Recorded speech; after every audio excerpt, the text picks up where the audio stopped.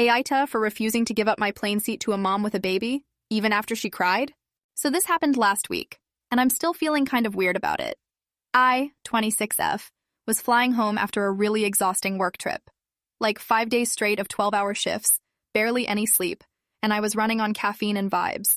I paid extra for a window seat on this 5-hour flight because I get motion sick and it helps me zone out, sleep, and not throw up. When I got on the plane, I saw that someone was already sitting in my seat. A woman, maybe early 30s, holding a baby. And she looked tired.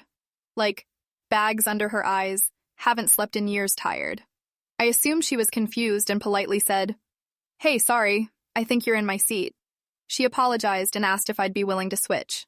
Her seat was 2 rows back, middle seat, and she wanted to sit with her husband, who was across the aisle from my seat. I asked what seat she was assigned, and she admitted it was the middle one. I told her I was sorry, but I booked this specific seat for a reason, and I really needed it. She tried to guilt me, saying things like, "It's just a seat," and "I haven't slept in 2 days, I just want to be next to my husband so he can help with the baby." I stayed polite but firm and told her I needed the window seat, and I wasn't comfortable giving it up. She got super quiet, but then she started crying. Like actual tears. Her husband came over and asked what was going on, and when she explained, he just stared at me and said, "Seriously? You can't do one nice thing for a mom with a newborn?" I didn't respond. Eventually, she got up and moved to her assigned seat, and I sat down. The rest of the flight was super awkward.